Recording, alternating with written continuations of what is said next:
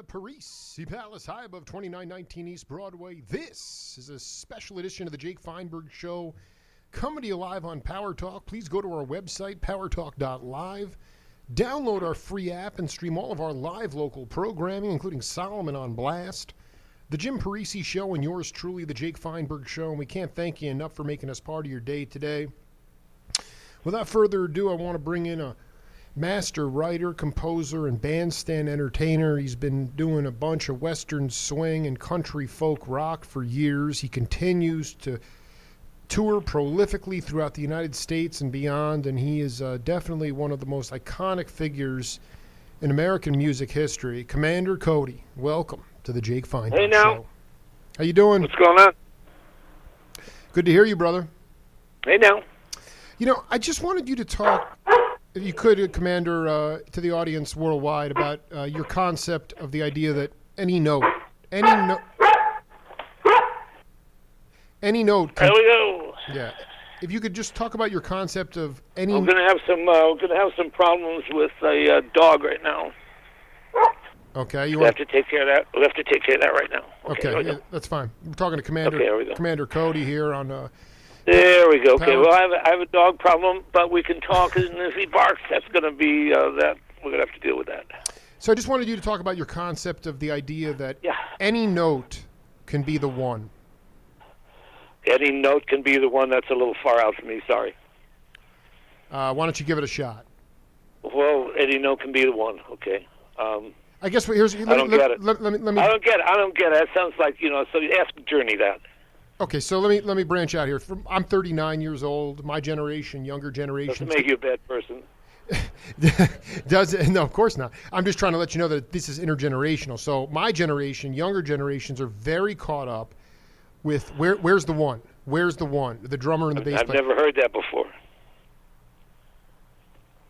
Never heard it before. That's the first mention I've ever heard of anything like that. Now, don't get me wrong. I don't pay attention to anything that's new. I haven't heard a new record in 30 years. Yeah, I don't think you're understanding what I'm saying. When I don't.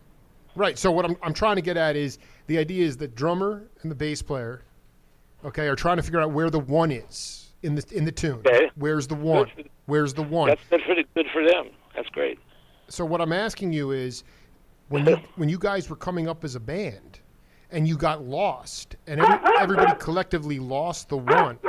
Could you talk about your concept of any note? Now, are you talking about? When you talking to me about that, looking for the one. The one means the one chord. Right.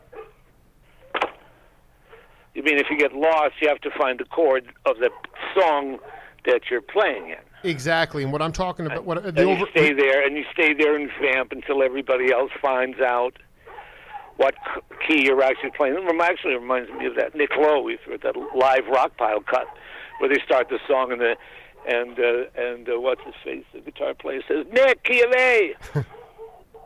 I guess, more to the point, I'm talking about my generation, because they don't have the touring circuit that was in place when Commander Cody, you started your band.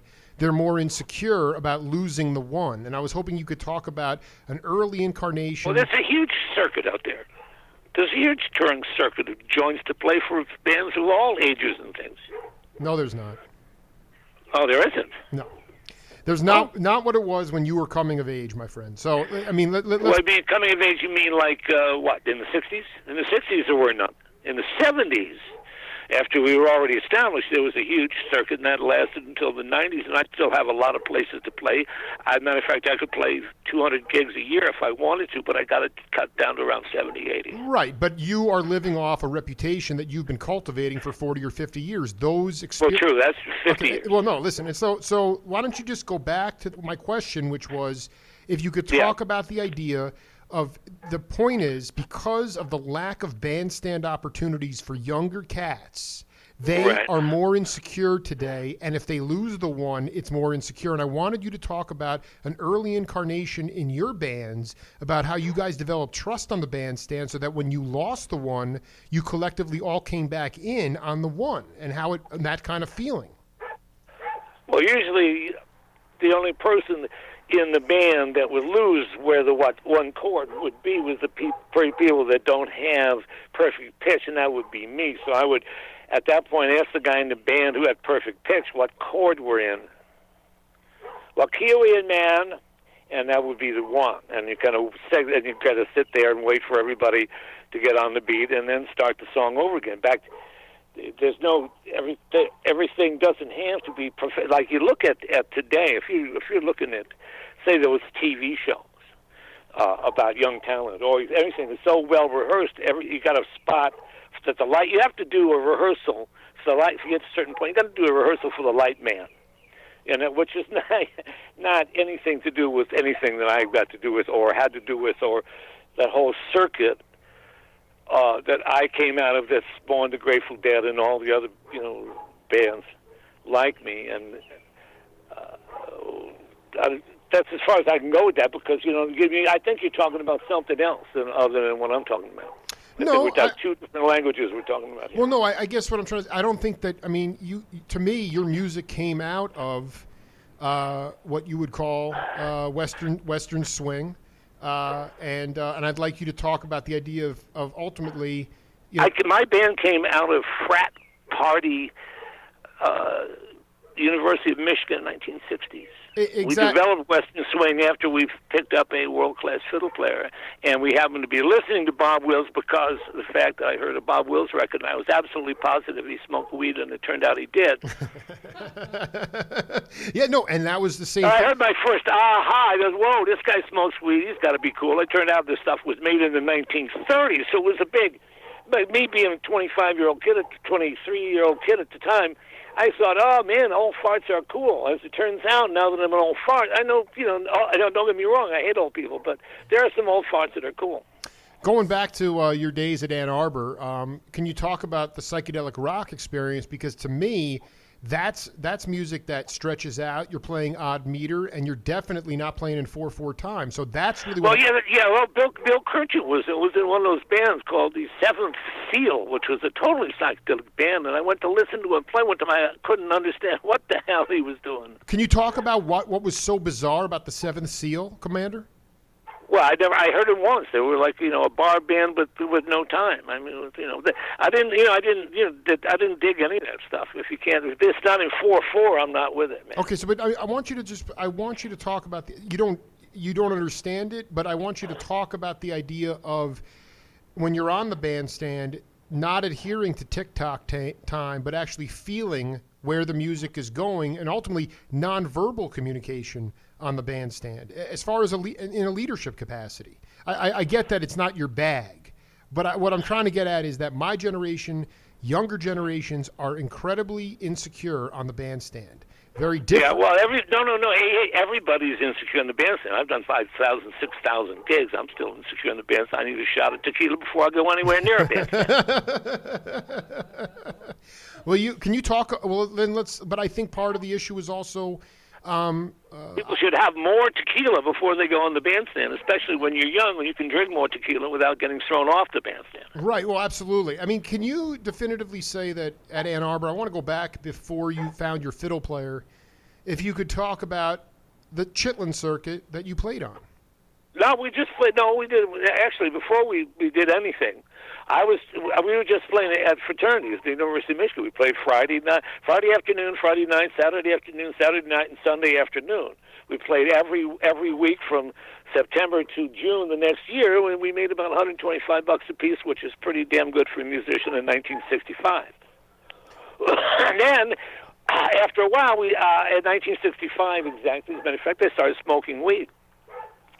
And I was in in Bayshore, New York, at the farmers market, looking through the 50-cent bin, high on weed. And I noticed a Bob Wills album, and I went along with an album that my friend John Tishy had pulled out the year before, which was a Buck Owens Greatest Hits album.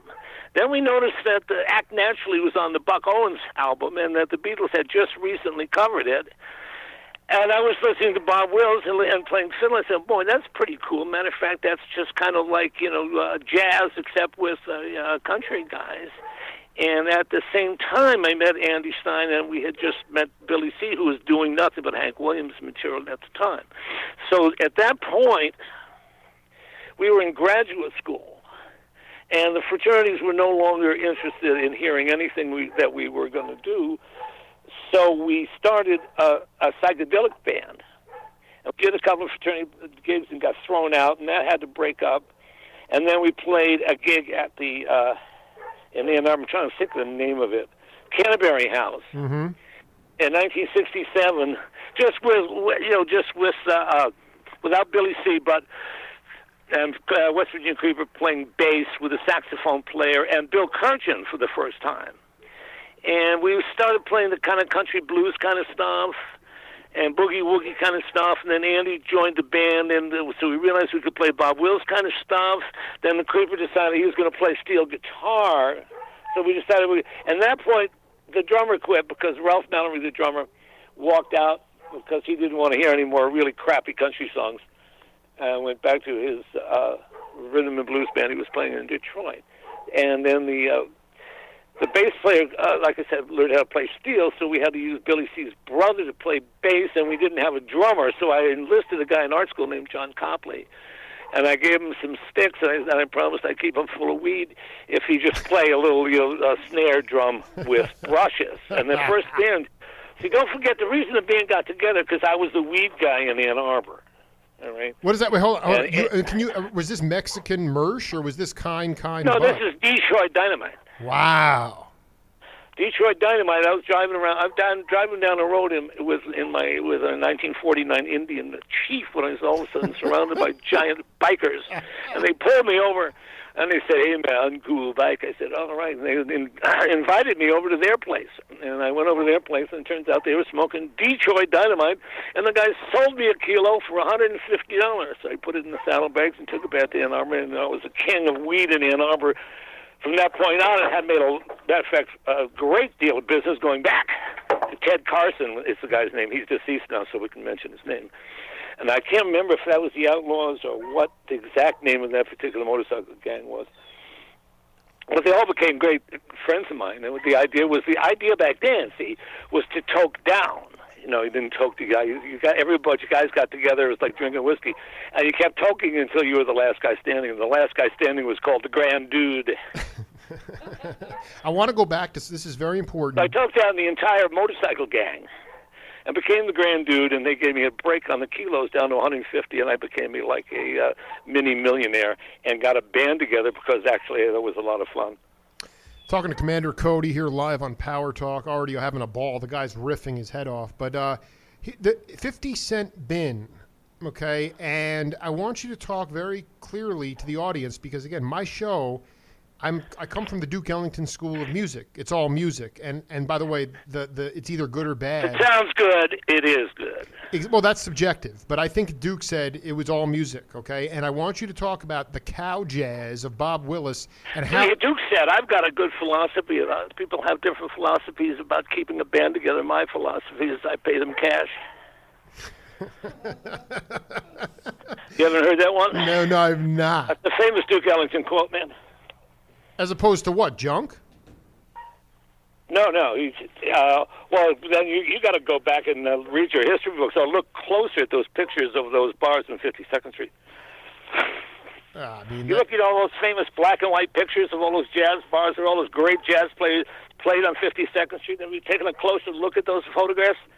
There's nobody in the joint. You wonder why Bird slept under the stage. That's because he made 25 cents that night.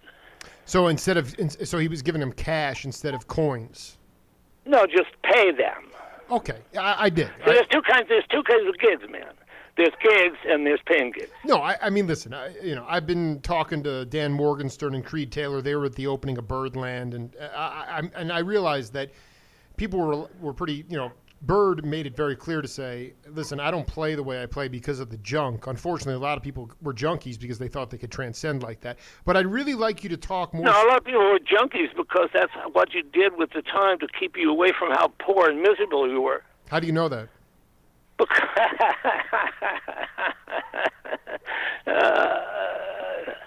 I take the fifth. Well, no, I mean, I'm asking you to explain. Because I know that. I know that because I know that. I mean, can you relate a personal experience? I have been in the show. I've been in a band for 50 years. Right. That's why. What I'm saying you is. think there's something I don't know? No. However, I'm not going to rat anybody out on the other hand, especially myself. I'm doing a film documentary on Stan Getz. Okay, the guy was looking. He had a family. He was looking. All he wanted to do was get high on junk. So what I'm trying to get. Well, Stan Getz. Did you meet Stan Getz? I'm 39 years old. No, I did not meet Stan Getz. I did. So tell me about Stan. He was real creepy, man. Why? He was real creepy because he was really unfriendly. He thought everybody out there wasn't a really super. A lot of elite musicians looked down. I've been looked down upon by a lot of elite, quote-unquote, elite piano players, especially piano players in the Bay Area. If you think you're the best piano player in the world, you think you're the best sax player in the world, you think everybody else sucks. And he's one of those guys. He was one of those guys. Right. Well, he was, and again, Stan was an acerbic character, and he was a virtuoso, and he had bipolar disorder and serious drug issues. But I want to go back to the idea of staying awake and killing the time, and that's why also is there validity. Oh yeah. Well, just what are you going to do if you're not playing? You know, you don't have a place to live. You live in a corner someplace, and some people will give you a bag of dope for next to nothing. You can't afford to feed yourself. You know, I've been homeless, man. What are you going to do with your time? Well, it's like, what are you doing, man? I'm getting high today, man. What are you doing? Well, there's nothing to do. You got to play, you got to rehearse, and then what are you going to do with your time? Then you can, say other stuff, but you originally get high because you're not doing anything else, and somebody else got some shit, so you do it with them. No, and you're 100% right. I mean, I also wanted to ask you if there's validity to the idea that cats like Train, because they were, Bird and Train, those cats were on the bandstand 4, 5, 6 sets a night, and they had no. The dope don't help you play, man. No. I just want to finish my thought and then get your comments. Is that they were on junk because they had serious arthritis and pain in their legs and feet because they were on the bandstand and there was no Western pharma to pump into them, so they needed to get high on heroin. Heroin. Well, let me put it this way. I'm 73 years old. And I got arthritis from hell, and smoking weed is the best thing in the world for fucking arthritis. I mean, there's absolutely no doubt about that. Now, why is weed the best thing in the world for arthritis? And like I said, I've got really bad arthritis. It's called Parkinson's disease, and it takes your mind off your pain. It's not going to go away. And you don't need your brain to tell you that your arm, leg, hip is screwed up. So if you can get your mind off it, you can get through the day. And then if you're going to say that, and that's what marijuana does. Now, marijuana is a completely safe drug. Right. There are other ways to do that. And you could just say, yes, heroin could be one of those things. To do that, I would actually go with that. Yeah. I would say that. I dig. No, I wanted you to talk, again, going back to this 50 Cent bin with Bob Willis, this cow jazz. How did you relate it to jazz? Bob Willis and his Texas Playboys. How did you relate that? You said, this is kind of like jazz. What did you mean by that? But it is kind of like jazz. Western swing is exactly is country and Western jazz. But I mean, for the worldwide audience, not for me. But I'm asking you to co-join that because a lot of people say, "What are you talking about? That's country western music." But you throw in the term jazz. I mean, country and Western music and Western swing music, two different things. Country and Western music, the fiddle will step in and play turnarounds. Down, down, down, down, down, down, down, down. Boom. Jim Ackerman plays called a turnaround. All right, a lead. I mean, it's a whole sequence, of course. In music, where you make it up off the top of your head, that's jazz. There's some improvisation. Improvisation is jazz. That's jazz. Exactly. So, I would love. That's jazz in heavy metal. He's making it up off the top of his head. If he's making it up off the top of his head, if he's playing the same notes constantly over and over and over again, it's not jazz. That's not jazz. Right. No. So jazz is when you make it up, and it's different than the last time you were in the same place and played your lead. You never played the same song once. Here's the thing. No, I play some rock and roll. I play the same exact lead in the exact same place in several songs exactly at the same time, because it's not jazz, it's rock and roll. Can I ask you, I'd love you to talk about, I know the Beatles came in and you were playing, were you playing pop covers for these fraternity parties? We were playing Louie 4 times a night. Right. So I really want you to, I want the Commander Cody story as to how you began to develop your own songwriting chops, because that's what I know the Beatles were very much influential in, not just the time feel from Ringo, but it was also, wow, they're actually writing their own songs. And I want to know a cathartic moment in your life, if you could point to a couple of specific tunes, how they came to you and how you started to develop your songwriting chops. I met Billy C. Farlow, and he said, let's write a song. We sat down, and he started writing the lyrics, and I just started playing. You want to stretch? So it was an individual guy who had already written several songs. What was his name? Billy C. Farlow. Okay, so what you're telling the audience now is that you are an instrumentalist and not a songwriter. I've written some really, really bad songs myself. Can you talk about which ones? Notoriously horrible. Matter of fact, I tried to do a thing about bad songwriting on the internet. Went to several different Facebook pages from songwriters. Matter of fact, I joined 5 different pages on songwriters, and I put this forward, my Commander Cody School of Bad Songwriting, right, where I would come up and give a lecture about what not to do. And then, of course, one of those lectures would be how to write a bad song and make it a hit anyway. But that's a whole different thing. That would be the last lecture. There'd be 10 lectures, and the 10th one would be, forget about the other 9. You can still write really horribly shitty, terrible songs and be number 1 for dozen. How about Little Italian Mouse? Look that one up. Going back to Stan Getz, he was totally baffled as to why Desafinado and Girl from Ipanema ever became big hits. Can you talk about a song that you've written that was, in your mind, shit and actually turned into you turned Chicken Salad into I never had a hit, man. All right, but you just talked about doing these seminars about writing shit songs that turned I'm just talking about a seminar I just made up that I would put on Facebook that didn't go over very well with anybody, so I took it down. Okay, so what I'm getting this was in the last 6 months. Okay, but can you talk about a song that you've actually written, pressed on record, that you didn't think was really going to go anywhere, but it's resonated with the general pop? No, there aren't any. I can tell you a whole bunch of really crap songs I've written that you can find anywhere you want and say, whoa, man, that really sucks. Why did you record that one? Like what? Lone Ranger, Seawolf, Roll the Dice, Working Girls. Let me think. So, I don't have it in front of me. I've got a list of 200 songs, of which 50. What the hell were you doing? Well, I mean, is that more sort of your own, opinion of yourself, or I mean, how does? Well, no, you're under contract to put out an album, and you got about 2/3 of an album done, and then you sit down to write some songs to finish out your album, and a lot of times you come up with a bunch of crap. I've got 40 albums, Sure, no, and what I'm saying is, I've got some really nice tunes. No, my tunes aren't. No, my good tunes aren't commercial either. Absolutely not. Like for instance, like Thanks a Lot, Lone Ranger. I thought it was going to be a huge hit.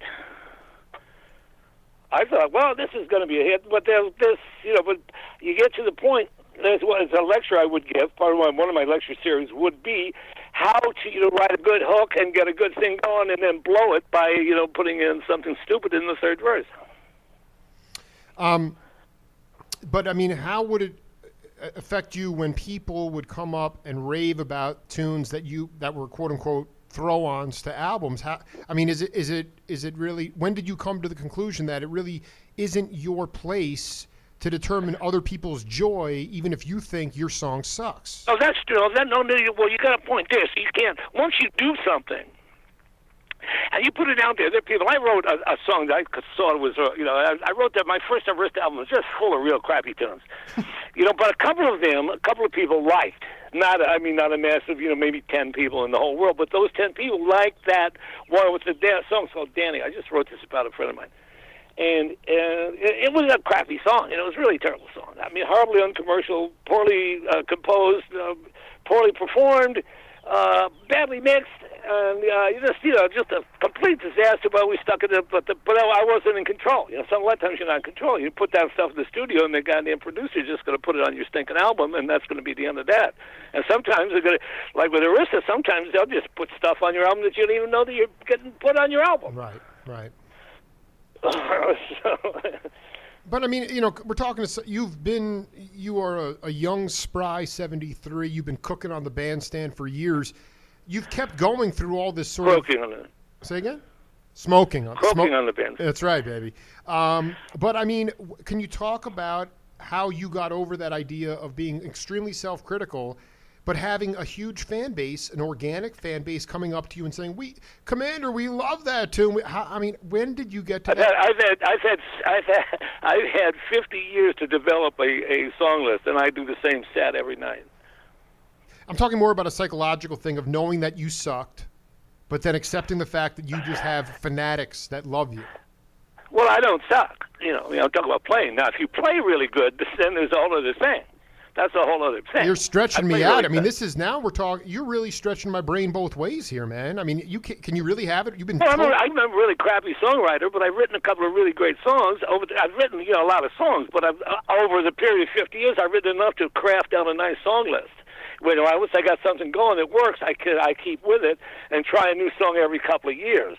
Like the newest song in my set list today, we first started doing in 1992. Wow. And I recorded it. I didn't record it till 2007. So you worked on it. It's called They Kicked Me Out of the Band, which is a really, really great song. I didn't write it. What was it called? They kicked you out of the band? They kicked me out of the band, They kicked me out of the band. Yeah. So let me... Yes, you could pull that right down. It's right there, Type it in, pull it down. It's right there. You can play it. So I'd love you to talk to the audience. A lot of my show is about the metaphysical, and I'm curious about if you could share with the audience a psychedelic experience when you took acid, either at an acid trip as a trip festival or just in general, when you really started to eat a lot of acid. I never ate a lot of acid. But you ate acid. Huh? But you ate acid. Not voluntarily. So can you talk? Was it? You talk about getting dosed. You used to get dosed all the time. What was that when you moved up to San Francisco? Or was that still in Ann Arbor? Actually, there was. Hanging out with the Grateful Dead, you would be approached by Osley Stanley III with the idea of taking some Clear Light, and he would have 3 doses available to you, 1 drop, 2 drops, and 3 drops. And of course, just to be friendly with them, you would take the 1 drop, which would be 5 hours. And that was very good. Stanley really, honestly, as much of a creep as he was, he was very good with he knew what to do. Right. And 1 drop of Clear Light was a nice, and that's just the most energy trip. See, that doesn't get you into the part 2. I've only done the part 2 and part 3 of that a couple of times in my life, and I didn't particularly like them that much because it went on for too long. The 5-hour energy kind of boost thing is really nice. You get some psychedelics, in other words. I didn't see any little green gray guys, or anything like that, like DMT. Right. Like DMT, you see the same guys. They come out, and that's but they're inside your brain anyway. Hey, listen, if you take enough melatonin, you can see the same people. No, you're on fire. So you got out to California. I mean, Owsley he had a different. So he gave you the low dose, the middle, and the high. You'd like the 5-hour power pack. Yeah, just the 1 top. I don't want to be. I don't like being up all night. I like sleeping. The reason I'm alive at the age of 73 years old is because when everyone went out to buy an 8-ball and go out and party, and there wasn't any real reason to go out and party except to buy the 8-ball and go out and party, I would be the guy that went home and went to bed. Well, and then we were talking about cocaine here, but I just wanted to. Well, yeah. Yeah, I want. That was the purest form of LSD. It was basically just made illegal. And I just, constitutionally, from an introspective point of view, I've talked to guys like Neil Seidel, who was from the band Shanti. He wound up on the stage, same bill at the Fillmore West as Commander Cody, and Tiny Tim. So I'm just, I would love you to talk to the audience. A lot of my show is about microdosing, which sounds like exactly what you like to do. And I wanted you to talk about how that microdosing helped you become more introspective as a human being? It didn't help me to become more introspective at all. It was just an energy thing for me to get me through a Grateful Dead concert. But don't forget that Grateful Dead is the world's loudest band at 129 decibels, and a Grateful Dead concert could go on for 5 hours.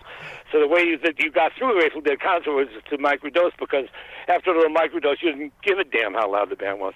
Was it just? And it's really funny about Deadheads, by the way. I got to say this. Go ahead. We're having a frank, open discussion here about music. Deadheads hate loud music. I play places that are run by Deadheads, that are owned by Deadheads, that are frequented by Deadheads, and they complain the guitar player is too loud. And their favorite god was the world's loudest guitar player ever. I was standing with Osley with a dB meter in his hand behind the drums. Was 128.5. Was Kreutzmann was it only a solo drummer at that point?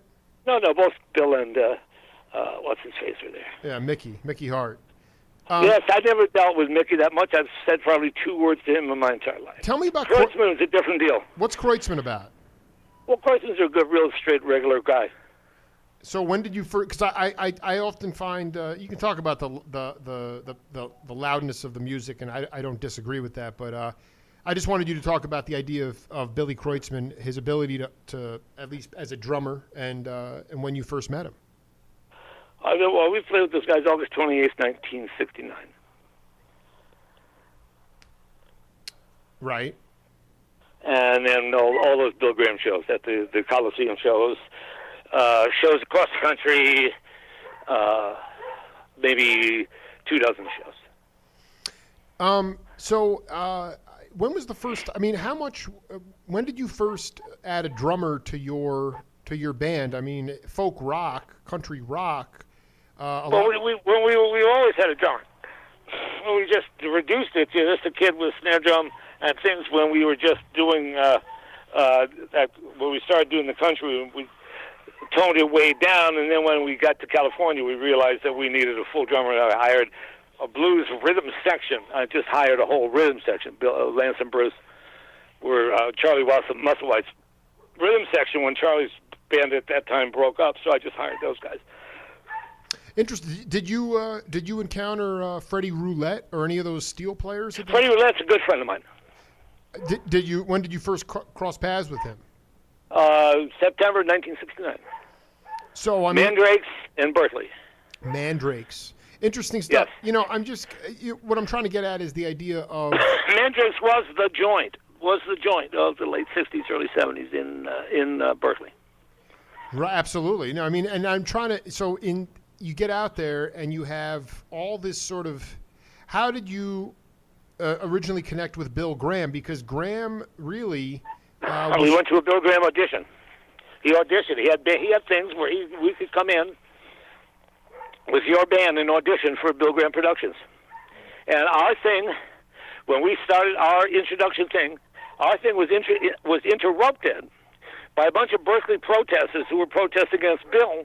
And Bill came out to me to apologize for my introduction from being thing. And that how I got to meet him was because he was just sitting there, bands who were just no particular. But we started doing our thing, interrupted his thing, and he came to us by being really nice and saying, "Wow, we're really sorry you didn't get a chance. And let me give you this little gig here." And he gave me a little gig there, and then whoever did that really liked it. And then we got on the Grateful Dead gig, and then Bill Graham personally put me on the best shows I've ever done, except the Led Zeppelin show.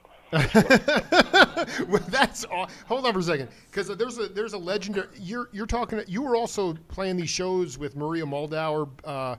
When the Grateful Dead had their Wall of Sound, is that when you're? Yes,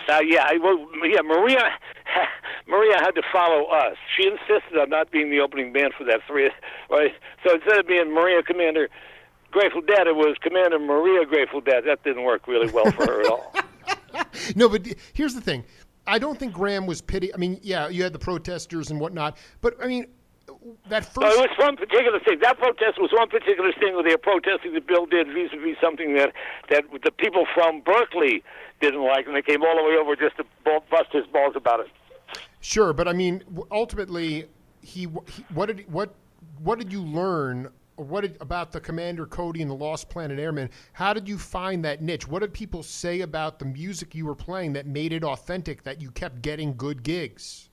Well, country and western at that time was kind of catching on, and Jerry Garcia was playing pedal steel, so people were interested in what a pedal steel was. You know, because a lot of times back then we play a gig, and people would, northern kids would come up and say, "What the hell is that thing?" Right. So there was an interest in the whole thing, and we were loud enough and played enough rock and roll music and played the with steel guitar, and then put some country in there with the rock and roll. If we just played country music, that wouldn't have made it whatsoever. To make it okay, we played some old rock and roll, and our lead singer was a rockabilly basic guy, and he knew every single rockabilly tune ever written, so we could do 3, 4, 5 sets a night of continuously cranking out rockabilly numbers, which are basically all the same. I mean, there's no difference between Flying Saucer or rock and roll and Blue Suede Shoes. This is fascinating. So, I mean, can you talk about, was it Bobby Black? Who was your steel guitar player?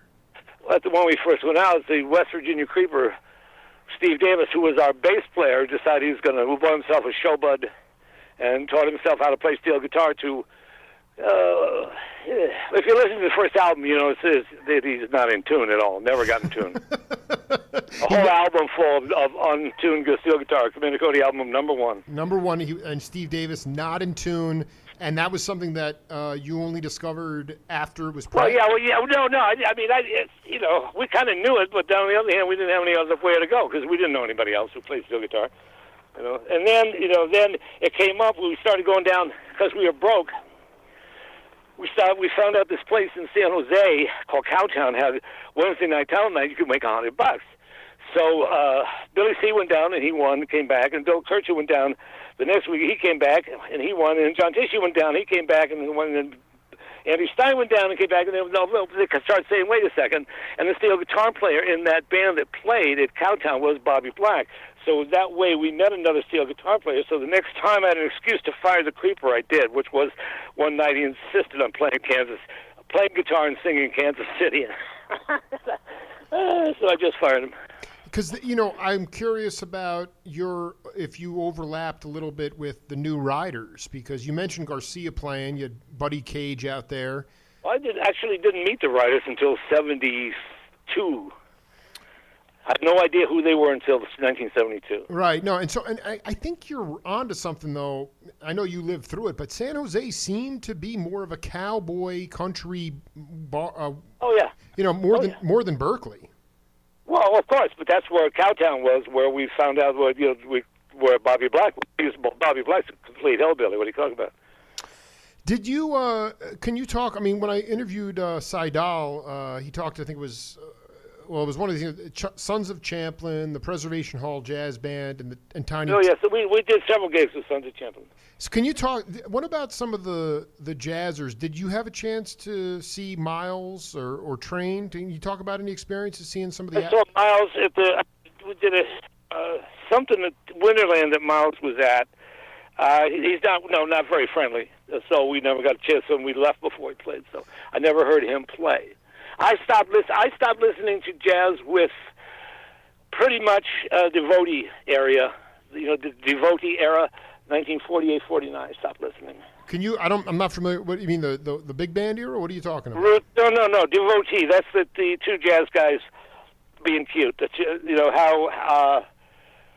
All right, the guys from Cab Calloway's band. Sure. Cab Calloway's band consisted of. Let's see, Dizzy Gillespie, Miles Davis, and John Coltrane. We're all in Dizzy Gillespie's band. When those guys went on to their own thing, I would listen to Dizzy. I liked Dizzy. I liked Nice and Tunisia is pretty interesting. I like that. Getting into Train, one album with one song on it. I'm not interested in that kind of stuff. I like stuff that ends in 3 minutes. Absolutely. No, I mean, I'm curious about if you had, with Dizzy, did you have a chance to see Dizzy play live? Not live, no. Because that the bebop never really never caught on with you, or you did like? No, I never really dug the bebop. I didn't want to find the missing notes. Not interested. The ones that we have here are just fine. Just keep it simple. 4/4 beat. I don't like changing signatures. I don't like any of that stuff. Well, let's put in this piece of music for Commander Cody. I don't like changing chords in the middle of the song. That's like, and I don't use minor chords at any time. Minor chords. That's what are you, nuts? Right. Well, let's take a listen to this tune. That's why Season Stamps has got the major chord in there instead of the minor. Where you think we would go to the minor there. No, this is Commander Cody music. We don't go to the minor chord. We go. Actually, there is a minor chord in Lightning Bar Blues, but other than that, we don't play minor chords. Let's take a listen to this tune, and we'll come back and talk about it. All right.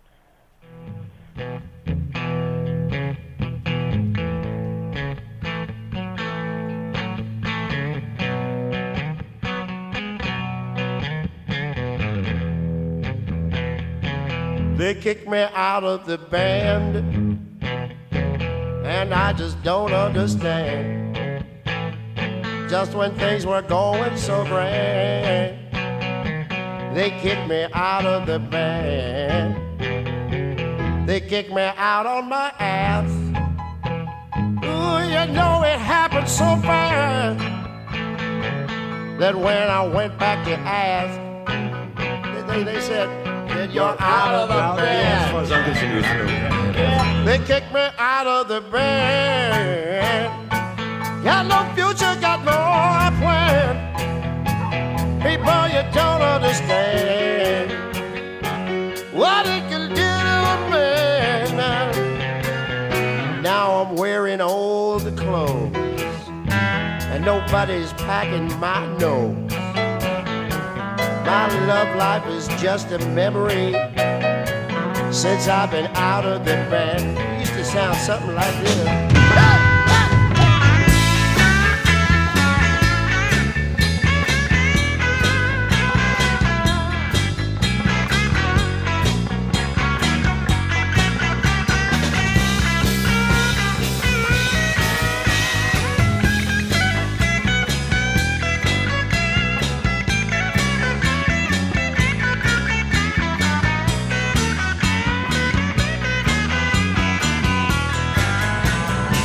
What will I say to my wife?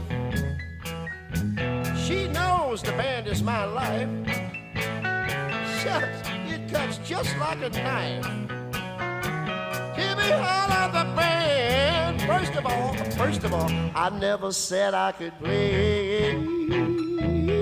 They always said, that's okay. You drive, it's fine. but I own the van and I own the PA. So why am I out of the band? Hey, tell me that. They kicked me out of the band.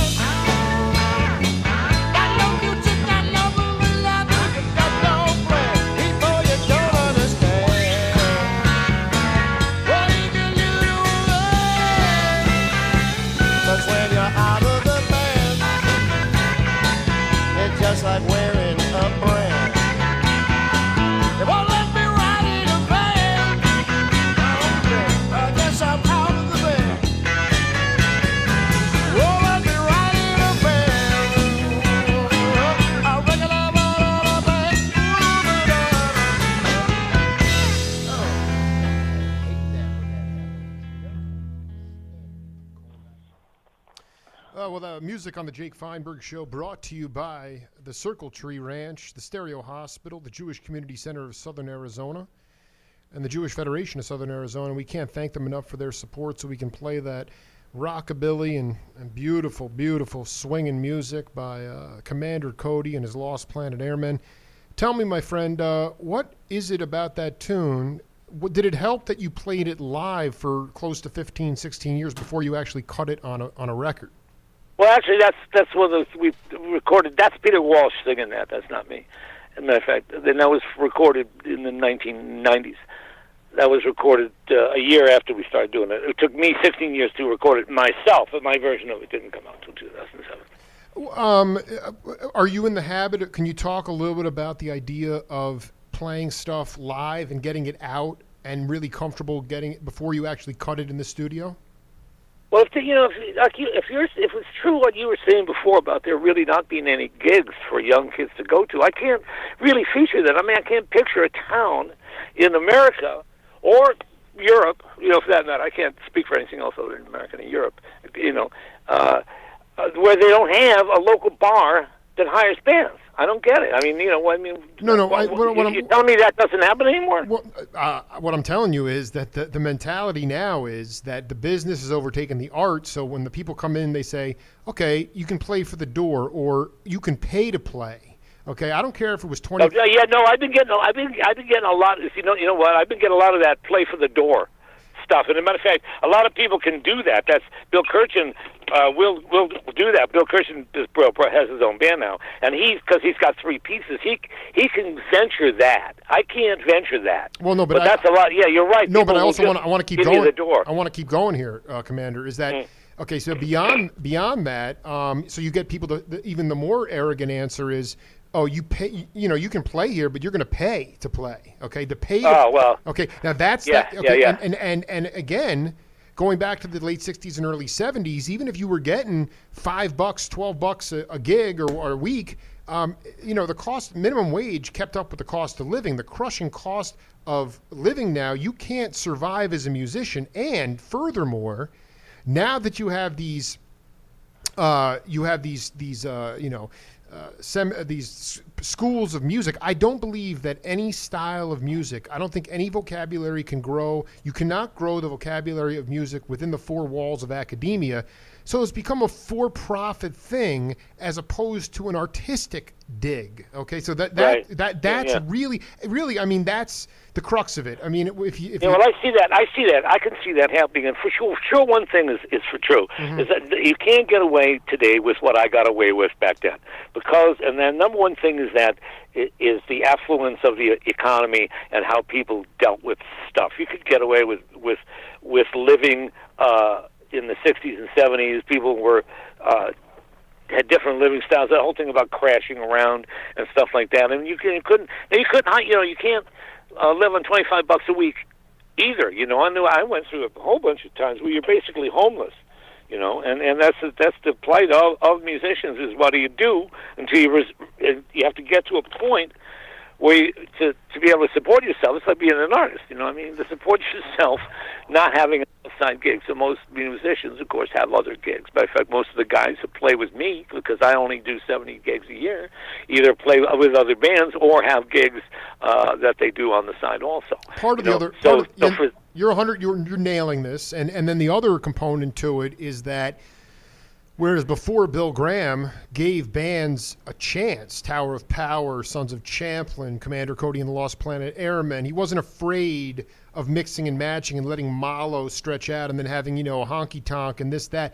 It wasn't, now it's, this mentality is that, okay, well, cats are going to pay, not necessarily for you, but, I think it's pathetic. There was a couple of situations back in those days that would happen to me occasionally. That obviously happens a lot more. Is that a promoter like Bill Graham will put a Tower Power, me, Sons of Champlin, stuff like that in on a show that they bring over. They're going to bring over. They put us in shows. I open for the Doors. Bill Graham. Now, who would do that? Put a basically local band, because we were a local band at that time in San Francisco. And who would put that in with your natural superstars like that? For what reason other than financial?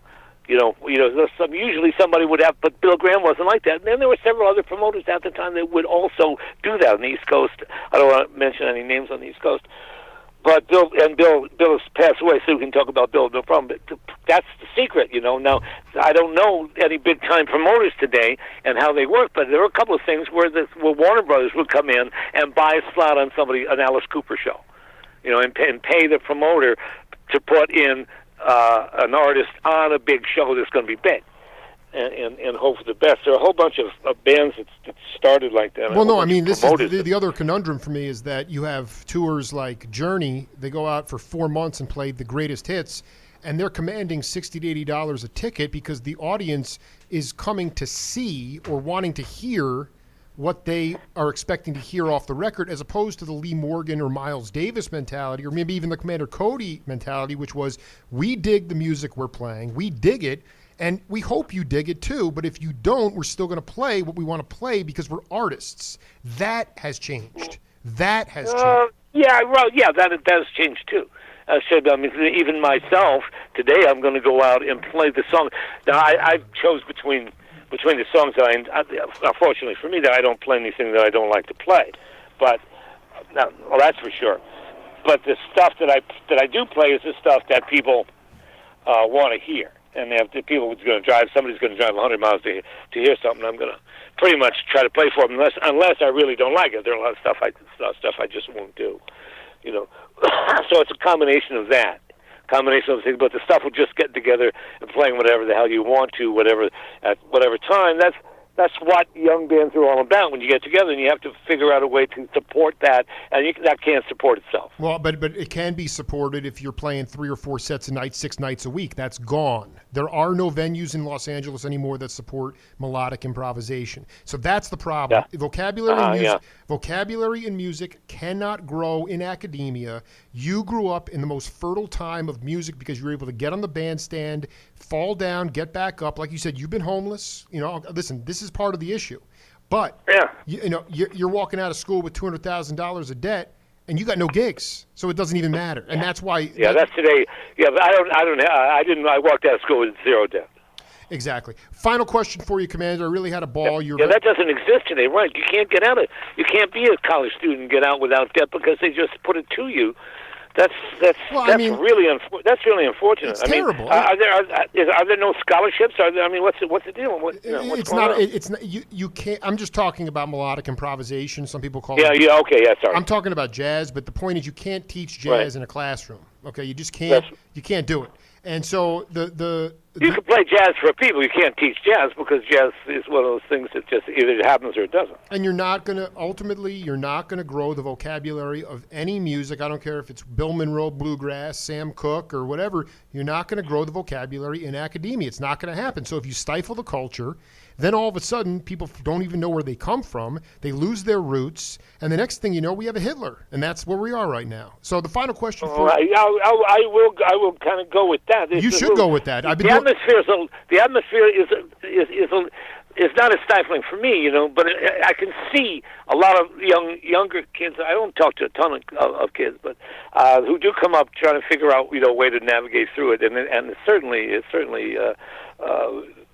really bad right now. Well, no, and the final point is that with all the technology now, you have people that are becoming musical stars, quote unquote, who aren't even musicians. That's the other part. Right. That's the other. So I mean, that's the part that bugs me. That's the part that bugs me is that housewives have hits. The lack of authenticity. But you are authentic. Final question for you, Commander.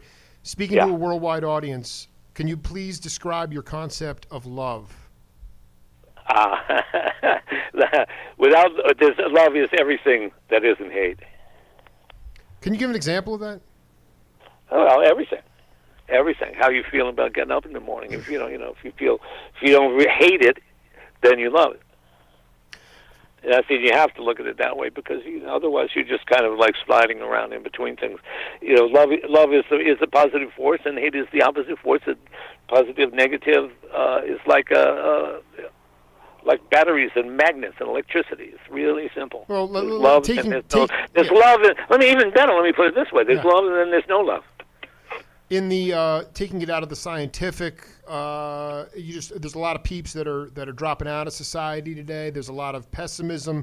Can you talk about a time in your career where you easily could have given up, but you looked towards the light? Well, yeah, the light. I strongly recommend that everyone learn some meditation techniques. So look for the alpha state, look for that, and now that will be the light for you. Meditation is the key. Well, I just cannot believe that you ended this with the alpha state, because that was what Stan Getz had when he got on stage and would stare out at the crowd with these blue. That's what you get. That's non-thinking and doing. Commander, it was a very fruitful discussion. You dropped a lot of knowledge, and I appreciate your honesty, candor, and authenticity through all these years, man. I look forward. I'm sorry I missed you. When you come back down, I'll blow you out on Facebook Live when you come down here next time. Oh, that's great, man. And thanks for being so cool. I really appreciate somebody who can actually speak. Yeah, later on, man. Take care, man. Cheers, man. I just heard from Commander Cody and his Lost Planet Airmen, and we're in for a treat live in the studio right after the musical interlude. We're going to be joined by Don Nottingham on the Jake Feinberg Show right after this.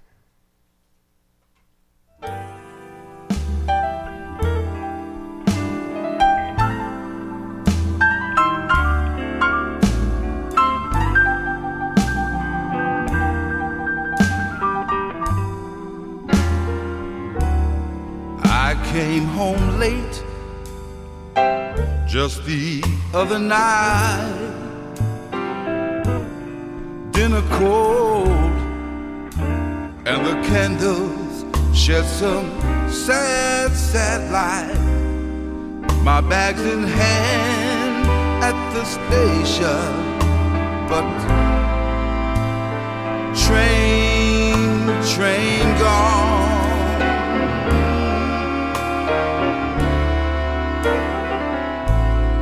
The smell of whiskey on my breath. She slept in the back room just like some old household guest. My bag's in hand at the station, but train gone.